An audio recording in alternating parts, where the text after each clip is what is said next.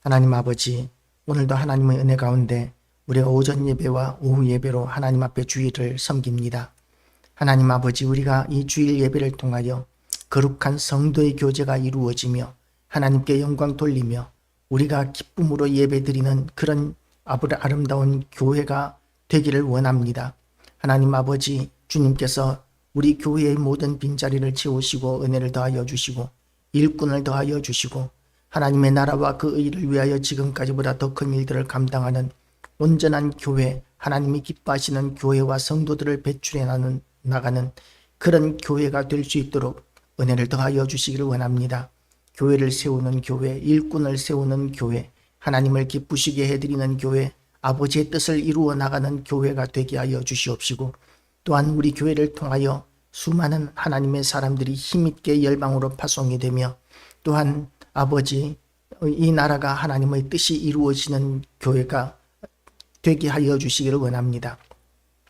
오늘도 말씀 앞에 서싸우니 이 말씀이 우리 이곳에 있는 우리들 뿐만 아니라 유튜브로 방송되어지는 모든 곳에서 많은 이들에게 들려지게 하시고, 또한 이 말씀을 통하여 많은 이들이 은혜 받고 하나님 앞에 회개하고 돌아오는 역사가 있게 하여 주시옵소서. 예수 그리스도 이름으로 기도드리옵나이다. 아멘. 오늘도 하나님의 은혜가 우리 모두에게 가득하시기를 주님의 이름으로 축복합니다. 이제 유다의 왕 아하스 제 12년에 엘라의 아들 호세아가 사마리아에서 이스라엘 왕이 되어 호세아 또다시 왕조가 바뀐 것이죠. 이 이스라엘은 왕조가 계속해서 말년이 되니까 북왕국 이스라엘의 후반기가 되니까 나라가 계속해서 뒤집히고 왕조가 계속해서 바뀌는데, 그 이유가 뭐냐 하면 왕조가 정통성들이 없기 때문입니다. 하나님께서 세우신, 하나님께서 약속하신 그런 언약의 왕조가 아니라 자기가 군대를 일으키고 반란을 일으키고 해서 왕이 됨으로 말미암아 이렇게 왕조를 세우니까, 또 힘있는 신하가 나오면, 또 어떤 세력을 가지는 사람이 나오면 끊임없이 나도 왕이 될 수 있어 라는 그런 마음으로 반란을 일으키고 왕을 죽이고 그렇게 왕조를 새롭게 일으키는 이런 일들이 계속해서 일어나고 있는 것이죠. 유다에서는 반란이 일어나서 왕이 죽으면 그 아들이 왕이 되는데 반해서 지금 북왕국 이스라엘에서는 가문이 바뀌고 완전히 왕조가 바뀌는 이런 식으로 반란이 계속해서 수시로 시시각각 그렇게 일어나면서 수많은 왕조들이 그렇게 세워지고 무너지고 하는 가운데 있습니다. 그렇게 왕이 되면 제일 먼저 인간이 하는 일이 뭡니까? 그 이전의 왕조에서 권세를 가지던 자들에 대한 학살이 일어납니다. 우리나라도 이렇게 왕조가 바뀌면 고려가 망하고 조선이 되었을 때에 고려의 왕시성을 가졌던 사람들에 대한 대대적인 학살이 있었습니다. 그래서 지금 왕씨가 아주 희성이 되었는데, 고려시대만 해도 왕씨가 얼마나 많았겠습니까?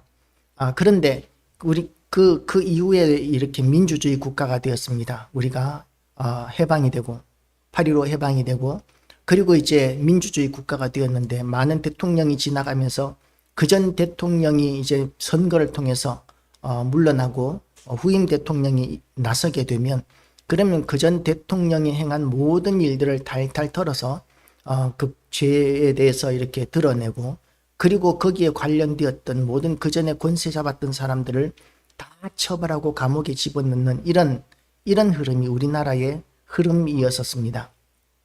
그건 다시 말해서 그 이전의 권세들을 제대로 이렇게 제거하지 않으면 그 후에 대통령이나 권세자들이 권세를 제대로 유지할 수 없기 때문에, 그것이 인간 세계의 권세의 질서의 특징이기 때문에 그럴 수밖에 없기도 합니다.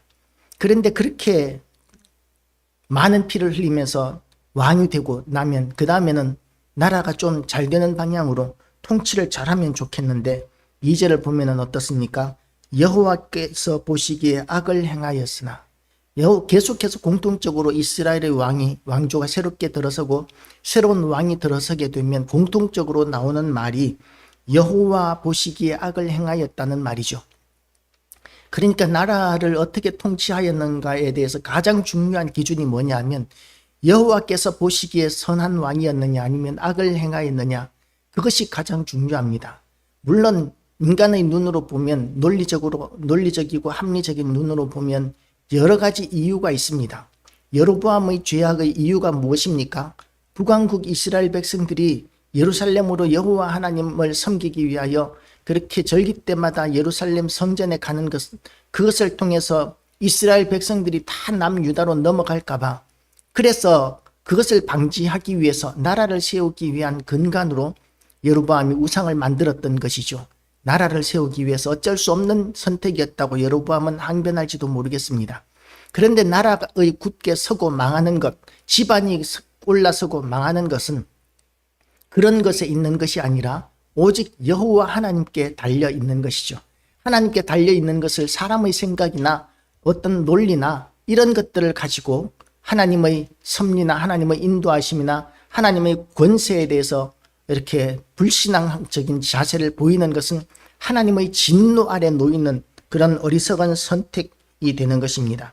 그런데 오늘 이렇게 특이한 장면이 나옵니다. 다만 그전 이스라엘 여러 왕들과 같이 하지는 아니하였더라. 그나마 좀 나은 왕이었다는 것이죠.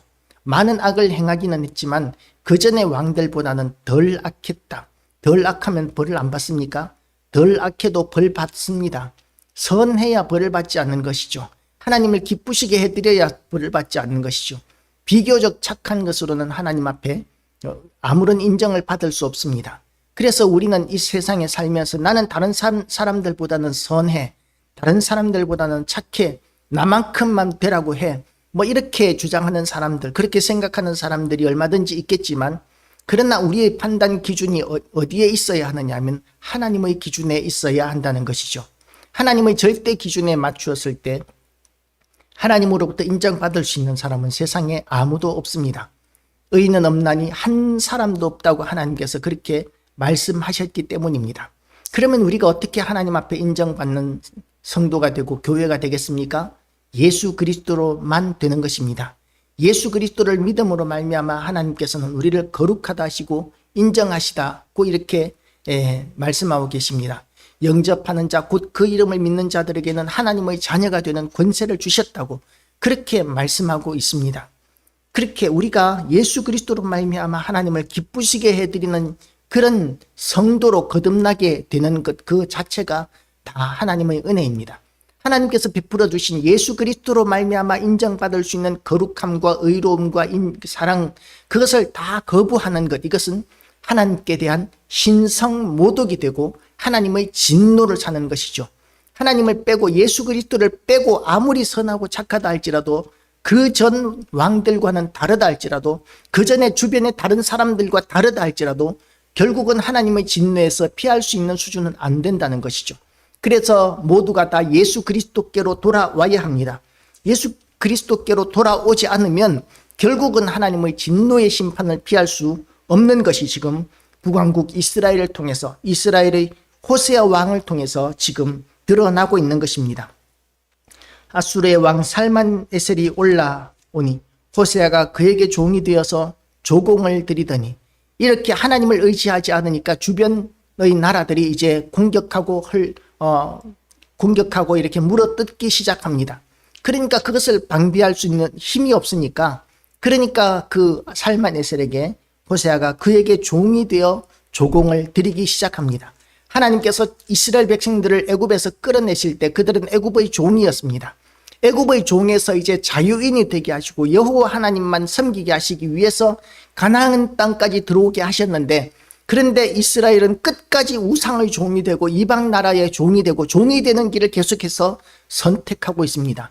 우리는 오직 여호와 하나님의 종이어야 합니다. 오직 여호와 하나님의 사람이어야 합니다. 그런데 그것을 거부하고 나니까 온 세상의 종이 되고 온 세상의 물어뜯기는 존재가 되어버리고 마는 것이죠.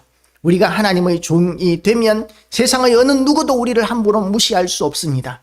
그런데 하나님께서 그렇게 존귀하게 하시고 영광스럽게 하시는 하나님의 자녀, 하나님의 백성, 하나님의 사람이라는 자리를 버리고 나니까 온 세상의 종이 되고 짓밟히고 무시당하고 멸시당하고 고통당하는 이런 일들이 지금 북왕국 이스라엘에게 나타나고 있는 것입니다.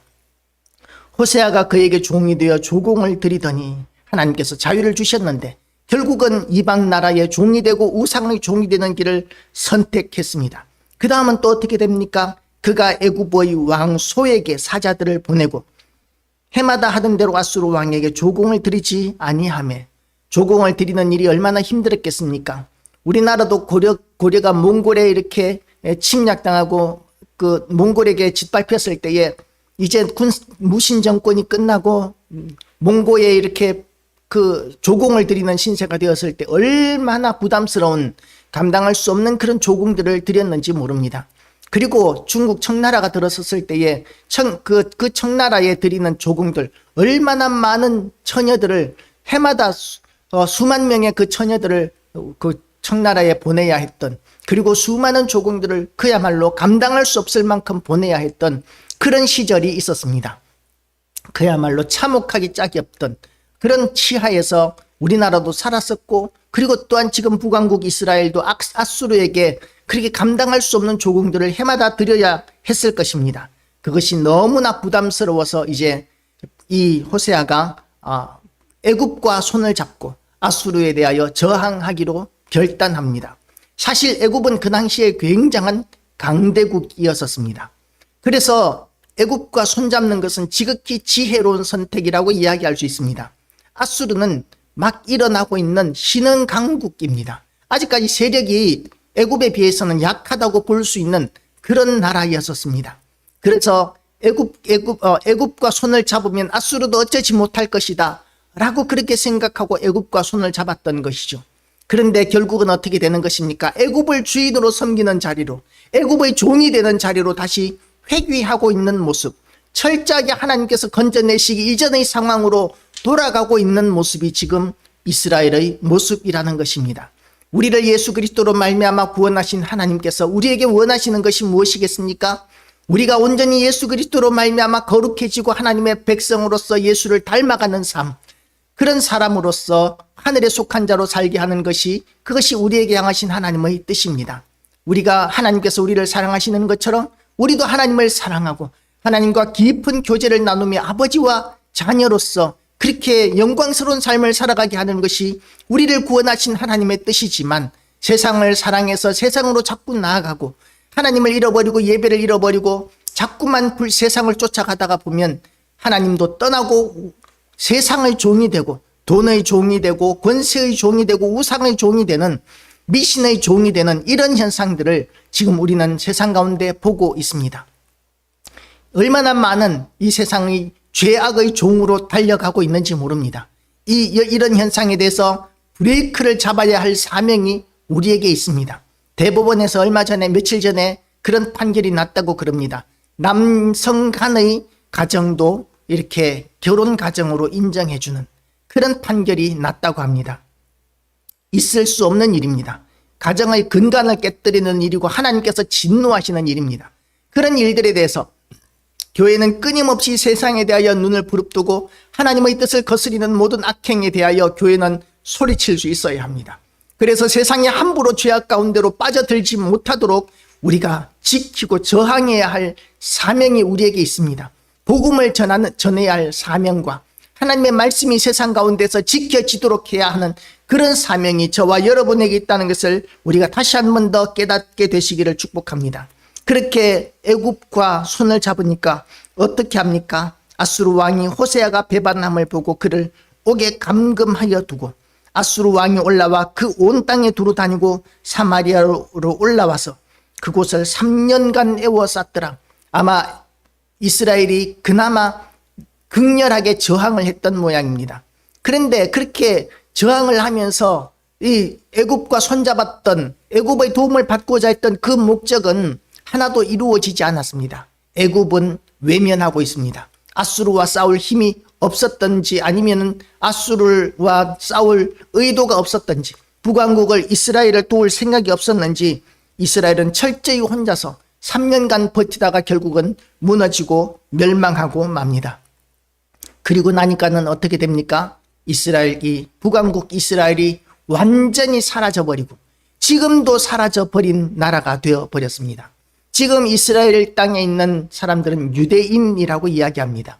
북왕국 10개 지파의 그 이스라엘 백성들은 지금도 흔적을 찾아볼 수 없습니다. 그때 완전히 지워져 버렸습니다. 멸망되어져 버렸습니다. 하나님께서 진노하시니까 이스라엘 북왕국 이스라엘의 10개 지파는 완전히 사라져 버리고 말았습니다. 우리도 하나님 두려운 줄 알아야 합니다. 하나님의 은혜, 하나님만이 우리의 구원자가 되십니다. 사람을 바라보고 그리고 사람의 지혜를 사용하고 물론 그것도 필요하지만 하나님을 빼놓고 하는 모든 일들이 얼마나 어리석은 일이고 절망적인 일인지에 대해서 우리가 인식하고 우리가 하나님께로 돌아가기로 결단하는 그런 우리의 믿음이 다시 회복되는 귀한 날 되시기를 주님의 이름으로 축복합니다. 기도하시겠습니다. 하나님 아버지, 우리는 우리의 힘으로 도무지 일어설 수 없음을 고백합니다. 우리는 우리의 힘으로 이 악한 세상을 싸워 이길 수도 없고 우리의 믿음을 지킬 수도 없고 우리는 사명을 감당할 수도 없음을 고백합니다. 하나님께서 우리에게 주신 사명 가운데 우리의 능력으로 감당할 수 있는 일이 하나도 없음을 주님 앞에 고백합니다. 하나님 아버지, 우리를 불쌍히 여겨주시옵시고 우리에게 권능을 더하시고 천군 천사를 붙여주시고 일꾼도 더하여 주시고 그래서 하나님의 교회를 힘있게 세워나갈 수 있도록 하나님 아버지 우리를 도우시고 인도하여 주시옵소서. 오늘도 우리가 가는 곳마다 우리가 하는 입술의 모든 말들마다 우리 손으로 하는 모든 일들마다 하나님께서 간섭하셔서 하나님께 영광이 되게 하시고 거룩한 예배가 되게 하시고 우리의 모든 시간들과 우리의 모든 행위가 하나님 앞에 드려지는 예물이 되게 하여 주시옵소서. 모든 말씀 예수 그리스도 이름으로 기도드리옵나이다. 아멘. 하늘에 계신